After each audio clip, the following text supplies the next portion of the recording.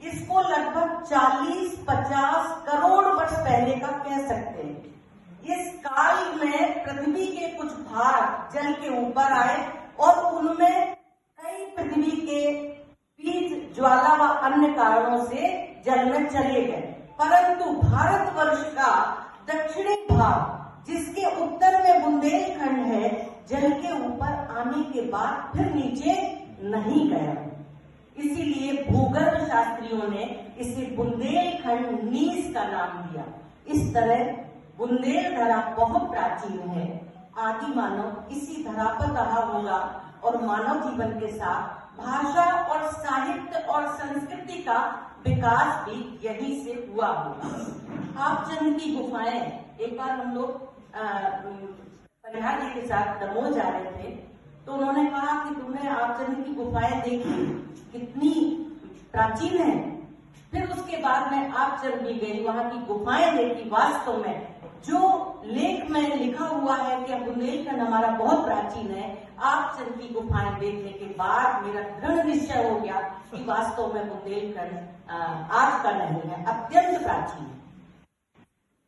तो इस तरह से भाषा के नाम पर संस्कृत भाषा की चर्चा भी हम सबने की। संस्कृत के बाद प्राकृत, अपभ्रंश, लोक भाषा आदि। बुंदेली शब्दों की पड़ताल करने पर देखा गया कि पाणिनि पूर्व की संस्कृत बुंदेली के अधिक निकट है। गुरुदेव पंडित दुर्गाचरण शुक्ल जी ने सन अभी 2016 में उनका व्युत्पत्ति कोश प्रकाशित हुआ है, उसमें उन्होंने मात्र 1500 शब्दों की व्युत्पत्ति पर परीक्षण किया और उन्होंने बताया कि बुंदेली वैदिक संस्कृत के ज्यादा निकट है। पाणिनि व्याकरण के जो वैदिक संस्कृत के जो सूत्र हैं वो हमें बुंदेली में मिलते हैं।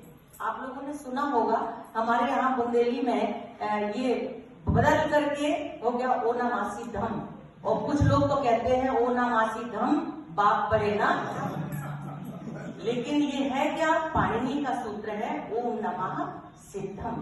इसी तरह से सारो वर्णा बिरजोयामी।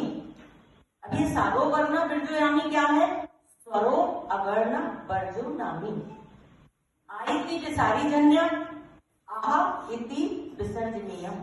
इस तरह के सूत्रों को बुंदेली भाषा में सुरक्षित हमारे लोक जीवन में जो सामान्य बातचीत करते हैं उन लोगों ने संरक्षित करके रखा है, जो आज भी विद्वज्जनों, भाषा वैज्ञानिकों का मार्गदर्शन करने और विचारणीय तथ्यों को प्रस्तुत करने के लिए, अध्ययन मनन के लिए हमें प्रेरित करता है।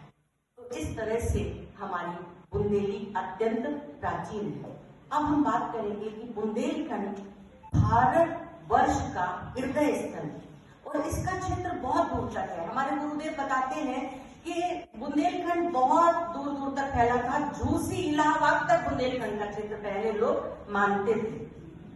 जो सुदूर अतीत में मध्य देश के चेदी जनपद, दशाण, 10 नदियों वाला प्रदेश तथा पौराणिक महत्व के कारण अत्यंत प्रसिद्ध है।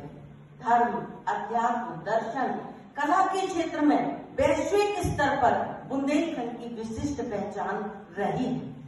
बुंदेलखंड की जड़ें वैदिक संस्कृति से पोषित है। यह क्षेत्र सूर्य, अग्नि और इंद्र की पूजा आराधना का केंद्र रहा है।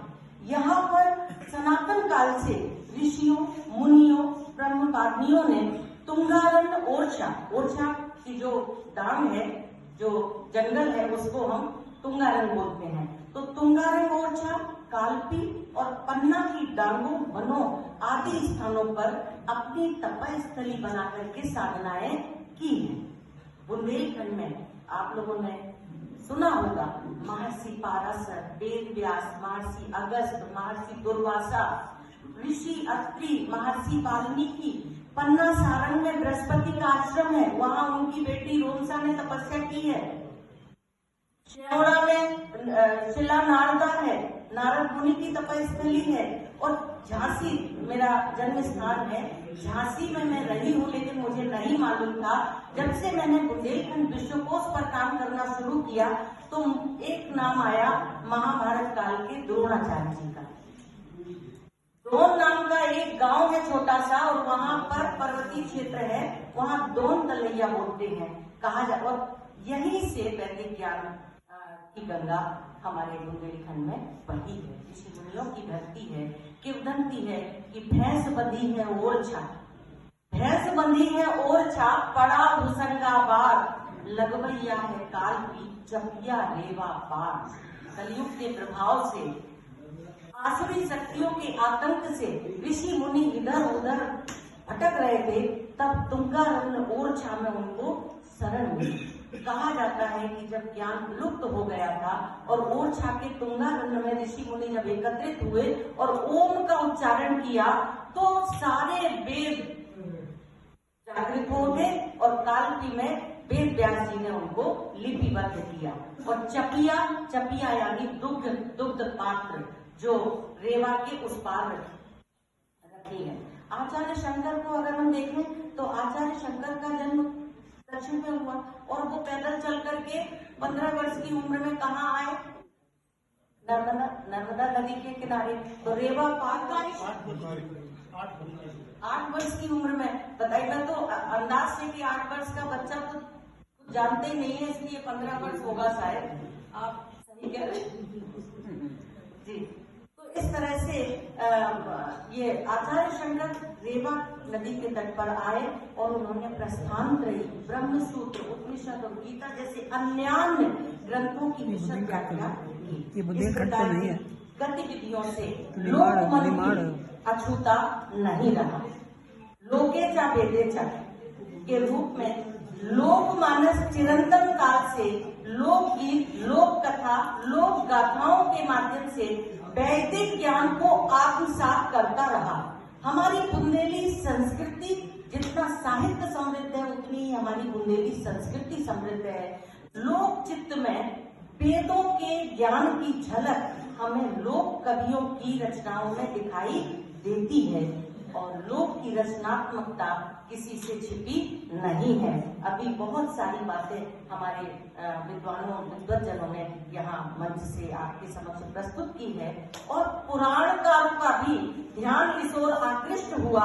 उन्होंने सहज सरल भाषा में ज्ञान की धारा लोकोन्मुख कर आदान प्रदान की सांस्कृतिक परंपरा का शुभारंभ किया। पुराणम लोक समृतम का प्रभाव कथा, कहानियों, गीतों, कहावतों, मुहावरों, किंवदंतियों में दिखाई देने लगा। मार्कंडेय पुराण में कहा गया है, मनुष्य कुरुते तनु यज्ञ सत्यम सुरासुरे। जो काम मनुष्य कर सकता है वो देवता नहीं कर सकते हैं। तो इस तरह से बुंदेलखंड पर अब हम आते हैं। बुंदेलखंड की मातृभाषा क्षेत्रीय भाषा बुंदेली है।